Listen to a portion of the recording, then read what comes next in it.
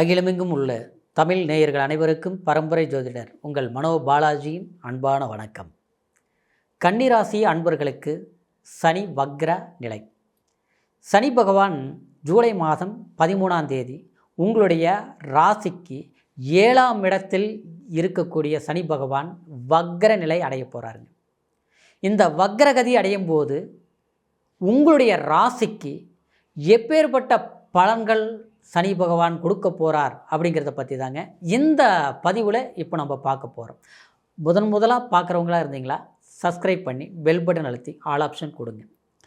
கன்னிராசி அப்படின்னா கன்னிராசிக்கு கண்டகச்சனி நடந்துகிட்ருக்குது.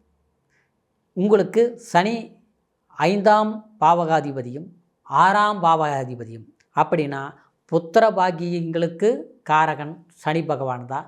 பூர்வீக சொத்துக்கும் அது மட்டும் கிடையாது, குல தெய்வத்துக்கும் சமமானவ இடம்தான் அந்த 5ஆம் பாவகம். 6ஆம் இடங்கிறது நோய் நொடி, வம்பு வழக்கு, கடன் பிரச்சனைகள், ஆரோக்கிய தொந்தரவுகள், தேவையில்லாத வம்பு, கோர்ட்டு கச்சேரி, சம்மந்தமில்லாத பக்கத்து வீட்டுக்காரிலிருந்து சொந்த பந்தம் வரைக்கும் நம்மளை எதிர்த்து நின்று நம்மளை விரோதியாக்குறது எல்லாத்துக்குமே அந்த 6ஆம் இடம்தான் தொடர்பு. ஆனால் இந்த 2 இடத்துக்கு காரகமான சனி பகவான் 7ஆம் இடத்துல, அதாவது கலஸ்தரஸ்தானத்தில் போய் உட்காந்துருக்குதுங்க. அந்த கலஸ்தரஸ்தானங்கிறது 7ஆம் இடத்து கணவன் மனைவியை குறிக்கக்கூடிய இடம், மனைவி கணவனை குறிக்கக்கூடிய இடம்.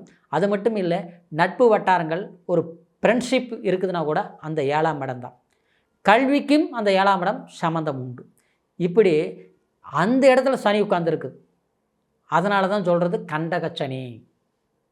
கண்டகச்சனி வந்துட்டால் தெண்டது கண்டமாக்கும், கைப்பொருள் விரயமாக்கும், பண்புள்ள இடத்தை விட்டு வனவாசை ஓட்ட செய்யும். நாம் என்ன தான் நல்லவங்களாக இருந்தாலும் நம்மளை குற்றவாளியாக மற்றவங்க பார்ப்பாங்க. நம்ம தப்பு பண்ணிட்டோம்னு நான் சொல்ல வரல. அதே மாதிரி நம்ம உழைப்பாளியாக இருப்போம், பாட்டாளியாக இருப்போம், உழைச்சிருப்போம், மற்றவங்களுக்குன்னு நம்ம நல்லது செஞ்சுருப்போம். ஆனால் நம்ம உழைச்சதுக்கு நல்ல பேர் கிடைக்காது. அது இந்த நேரத்தில் என்னத்தை நீ செஞ்சிட்டேன், என்னத்தை நீ பெருசாக பண்ணிட்டீங்க அப்படின்னு நம்மக்கிட்டே இருந்து நம்மக்கிட்ட நல்லா அனுபவிச்சவங்க கூட நம்மளை பார்த்தா விரோதியை பார்த்து ஒதுங்கி போவாங்க. காரணமே தெரியாது, நமக்கு என்ன நடக்குதுன்னே புரியாது. என்ன இப்படி ஜனங்க இப்படி மாறிட்டாங்க, நம்மளை பார்த்து இழிச்சுவாயினா தெரியுதா? வாழ்க்கையில் நல்லவங்களாக இருக்கிறது கூட இவ்வளோ பெரிய தப்பா? நல்லவங்களுக்கு பேருக்கு மறுபேர் ஏமாளி. அப்படி இல்லை, நம்மளை முத்திரை பண்ணிட்டாங்க அப்படிங்கிற அளவுக்கு மனவேதனை. அதாவது இந்த வருத்தங்கள் எப்படி இருக்குதுன்னா, இந்த பிரச்சனைகள் கணவன் மனைவிகள் ரொம்ப பேர் பார்த்தோம்னா 7ஆம் இடம் கடத்த சம்மந்தம் இல்லாமல் பார்த்தா மனைவி கணவனை பார்த்தா பிடிக்கிறது இல்லை, கணவன் மனைவி பார்த்தா இவங்க 2 பேர் நல்லா தான் இருந்திருப்பாங்க. இது 3ஆவது மனுஷனுடைய தலையீடுனால தன் குடும்பம் சிக்கலாகி போச்சு. சிக்கலானதில் சரிப்படுத்துறதுக்கு என்ன தான் விட்டு கொடுத்து போனாலும் கடைசியில் பார்த்தா விட்டு கொடுத்தனால தான் பெரிய சிக்கலாகி போச்சு. இது அதிகமாகி போச்சுங்கிற மாதிரி ஆகிப்போச்சு.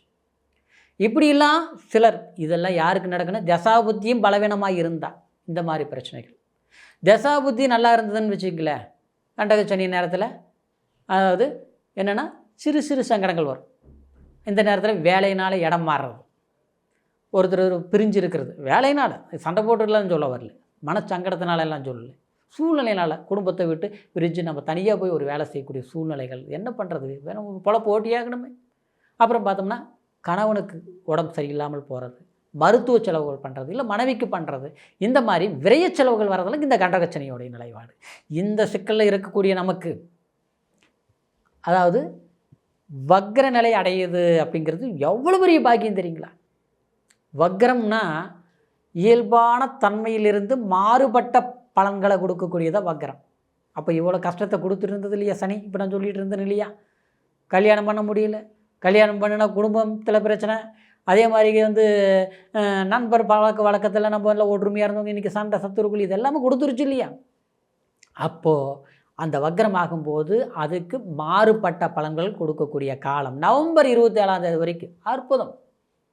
ஜூலை மாதம் 13ஆம் தேதியிலிருந்து நவம்பர் மாதம் 27ஆம் தேதி வரைக்கும் இந்த 138 நாளும் வக்ர நிலையில் இருக்கும்போது சனி பகவான் நீதிமான் கஷ்டம் கொடுத்தார் இல்லையா, அதுக்கு தந்தா பலனை கொடுப்பார்.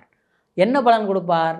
பிரிஞ்சு இருக்கிறவங்கள ஒன்று சேர்வோம், கணவன் மனைவி சங்கடத்தில் பிரிஞ்சிருந்தால் கண்டிப்பாக ஒன்று சேரக்கூடிய சந்தர்ப்பத்தை சனி பகவான் ஏற்படுத்தி கொடுப்பார். ரெண்டாவது, கூட்டு தொழிலில் செய்து இழப்புகளை சந்தித்தவங்க தனிப்பட்ட ரீதியில் தொழிலை ஆரம்பித்து வளர்ச்சி அடைவீங்க. வேலை இழந்தவங்க புதிய வேலை வாய்ப்பு அமையாமல் நம்ம தடுமாறிட்டு இருக்கிறோம், ரொம்ப நாளாக நான் வேலை இல்லாமல் இருக்கிறேன் அப்படிங்கிறவங்களுக்கு திடீர்னு ஒரு வேலை வாய்ப்பு கிடச்சிருச்சுங்க. ஒரு அரசாங்க வேலை எதிர்பார்த்தேன், கிடச்சிருச்சு, பரவாயில்ல, பணம் கட்டி ஏமாந்து நின்றுட்டு இருந்தேன், கிடச்சிருச்சு. ப்ரைவேட் வேலை, கவர்மெண்ட் வேலை இல்லைனாலும் ப்ரைவேட் வேலை வந்தால் போதும்னு எதிர்பார்த்துட்டு இருந்தேன், எனக்கு ப்ரைவேட் வேலையினாலும் நான் நினச்சதை விட அற்புதமான வேலை, ஒரு நல்ல சம்பளமாக கிடச்சிருச்சு.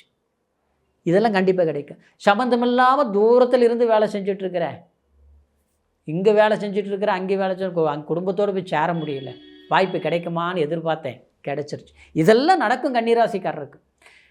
அதை கோர்ட்டு சிக்கல் பிரச்சனைகள், ஒரு சொத்தால் பிரச்சனை, இதெல்லாம் இருக்குது பார்த்தீங்களா, கண்டிப்பாக தீர்ந்துடும். ஏன்னா சத்ரு ரணரோகம் சத்ரு ஸ்தானாதிபதி சனி 7ஆம் இடத்துல போய் உட்காந்துருச்சு, என்ன பண்ணும், இதெல்லாம் நஷ்டத்தை கொடுக்கும். கடன்காரன் ஆகிட்டேன், கடன் தொல்லை தாங்க முடியல, கடனே வாங்காதவன் இன்றைக்கி கடன் வாங்கி கடன் வட்டி கட்டுறதுக்கு கடன் வாங்கி வட்டி கட்டிகிட்டு இருக்கிறோங்க. என்ன பண்ண முடியும்? வீடு கட்டினா பாதியில் நின்று போச்சு. அதே மாதிரி ஒரு இடம் வாங்கலாம்னா கிரையம் பண்ண முடியல. 10 ரூபா பணம் வச்சுக்கிட்டு ஒரு இடத்த தேடினேன், சரியாக அமையலை. நான் காட்டின ஒரு இடத்த அது அடுத்தவங்க வாங்கிட்டு போகிறாங்க, நமக்கு அமைய மாட்டேங்குது. இப்படியெல்லாம் கன்னிராசிக்காரரு அறிவு, புத்தி, சிந்தனை, சூழ்நிலை எல்லாமே இருக்கும். ஏன்னா கன்னிராசிக்காரரு ரொம்ப ரொம்ப புத்திசாலிங்க. உண்மையிலேயே எதுலேயுமே அவ்வளோ சாதாரணமாக கணக்கு போட முடியாது. நீங்கள் படித்த மேதை, படிக்காமல் இருந்தாலும் அற்புதமான ஞானி. ஏன்னா உங்கள்கிட்ட தப்பிக்கிற குணமும் இருக்குது, மெப்பிக்கிற குணமும் இருக்குது. அடுத்தவங்களை பார்த்து ரைட்டாக தப்பான்னு பார்க்குற பார்வையிலேயே புரிஞ்சிக்கக்கூடிய தன்மை இருக்குது. என்னென்னா நம்பிட்ட மொத்தமாக நம்பிடுவீங்க. கெட்டவனாக இருந்தாலும் சரி, நம்மக்கிட்ட நல்லவங்க நல்லா இருக்கிறாங்களா, அப்போ நம்மக்கிட்ட கரெக்டாக இருக்கிறார்ல அப்படின்ட்டு மொத்தமாக அவங்கக்கிட்ட ஒப்படைச்சிருவீங்க. கடைசியில் பார்த்தா அவங்க மொத்தமாக சுருட்டிட்டு சந்தர்ப்பத்தை பயன்படுத்திட்டு போன பிறகு தான் ஐயோ நம்ம ஏமாந்துட்டோம். இப்படியெல்லாம் கன்னிராசிக்காரரு அறிவாளியாக இருந்தாலும் அன்பால் ஏமாற்றப்படக்கூடியவங்களும் கன்னிராசினக்காரர் தான். அப்போ இந்த கண்டகச்சனி நேரத்தில் இன்னும் சொல்லணுமா, கெட்டவனெல்லாம் தேடி வருவான், ஏதாவது தேவையானது பயன்படுத்திக்குவாங்க, கடைசியில் நம்மளை முட்டாளாக்கிடுவாங்க. ஆனால் அந்த கட்டத்திலேருந்து தப்பிக்கிறதுக்கு தான் இந்த வக்கரம் அற்புதம். சரிங்களா? அப்போ இந்த காலத்தை சரியான முறையில் பயன்படுத்துங்க. திருமணம் ஆகாதவங்களுக்கு திருமண முயற்சிகள் கைகூடி வரும். வீடு கட்டணும்னு நினைக்கிறவங்களுக்கு வீடு கட்டக்கூடிய வாய்ப்புகள் நெருங்கி வரும். அதே மாதிரி அரசாங்க சம்மந்தப்பட்ட வேலை வாய்ப்புகள் இருக்கக்கூடியவங்களுக்கு நிச்சயமாக ஒரு ப்ரொமோஷன், அதாவது ஒரு டிரான்ஸ்ஃபர், இந்த சம்மந்தப்பட்ட விஷயங்கள் ஏற்படும். கல்வி சம்மந்தப்பட்ட மாணவர்களுக்கு கல்வி விஷயங்கள் கண்டிப்பாக சாதகமாக அமையும். எனக்கு மார்க்கு கொஞ்சம் குறைஞ்சி போச்சு, கட்டாப் குறைஞ்சி போச்சு, அது குறைஞ்சி போச்சு, எதிர்பார்க்குற காலேஜ் கிடைச்சிருமா கடவுளே, எதிர்பார்க்குறவங்களுக்கு நிச்சயமாக எதிர்பார்க்குற திருப்தி கிடைக்கும். கிடைச்சா ஒரு கல்வி அது திருப்தியாக கண்டினியூ பண்ணி நீங்கள் முடிக்கக்கூடிய வாய்ப்புகள் சாதகமாக அமையும். சரிங்களா? அதே நேரத்தில் திருமணம் ஆகி புத்திரபாகியங்கள் இல்லாத தம்பதிகளுக்கு புத்திரபாகியங்கள் உண்டான ஒரு காலமான ஒரு வாய்ப்பு இந்த சனி வக்ரகாலம் உங்களுக்கு சிறப்பை கொடுக்கும். ஏன்னா 10ஆம் பார்வையாக 4ஆம் இடத்த சுகஸ்தானத்தை பார்க்குது, அது வக்கரமடைஞ்சு பார்க்கக்கூடியது, அது குரு இடத்தை பார்க்குது. குரு உங்களுடைய ராசிக்கு 7ஆம் பார்வையாக, அதாவது 4ஆம் இடத்தை பார்க்குது. சரிங்களா? ஏன்னா அப்போது இந்த கனெக்டிவிட்டி எப்படி இருக்கும்னா புத்திர பாக்கியங்கள் கைகூடி வரக்கூடிய, அதாவது குழந்தை பாக்கியம் இல்லாத தம்பதிகளுக்கு, எதிர்பார்க்கக்கூடிய தம்பதிகளுக்கு அந்த பாக்கியம் உண்டாகிறது சந்தர்ப்பங்கள் சாதகமாக இருக்கும். அப்படிங்கிறதுனால அந்த மாதிரி பிரார்த்தனைகள் செய்யுங்க, வழிபாடுகள் செய்யுங்க, சனீஸ்வரர் வழிபாடு பண்ணுங்க. உங்களுடைய வாழ்க்கையில் எண்ணங்கள், நினைச்ச காரியங்கள் ஜெயமாக கூடி வரும். சரிங்களா? இப்போ சொன்ன பலன் கோட்சாரங்கிறது உங்கள் ராசியை வச்சு பார்க்குறது. இருந்தாலும் பிறவி ஜாதகத்தில் தான் உங்களுடைய லக்னம் என்ன, தசா புத்தி இதெல்லாமே வரும். அதே மாதிரி சனி உங்களுடைய ஜாதகத்தில் எப்பேற்பட்ட நிலைப்பாட்டில் இருக்கிறாருங்கிறது முழுமையாக தெரிஞ்சுக்க முடியுங்கிறதுனால உங்களுடைய ஜாதகத்தை ஒரு முறை பார்த்துக்குங்க. நம்மக்கிட்ட பார்க்கணும்னு நீங்கள் விரும்புனீங்கன்னா கீழே இருக்கிற நம்பருக்கு ஃபோன் பண்ணி உங்களுடைய சந்தேகங்களையும் கேட்டு தெரிஞ்சுக்கலாம். உங்கள் date of birth, time, place சொல்லி உங்களுடைய ஜாதகத்தையும் பார்த்துக்கலாம். சரிங்களா? அதாவது அந்த மாதிரி பார்க்கணும்னு நினச்சிங்கன்னா கீழே இருக்கிற நம்பருக்கு ஃபோன் பண்ணுங்கள். கன்னிராசி அன்பர்களுக்கு இந்த சனி வக்ர நிலை கண்டிப்பாக உங்களுடைய வாழ்க்கையில் செழிப்பு, சந்தோஷம், மகிழ்ச்சியை கொடுக்கணுங்கிற ஒரு வாழ்த்துக்களோட அடுத்த பதிவில் சந்திக்கிற வரைக்கும் நன்றி, வணக்கம்.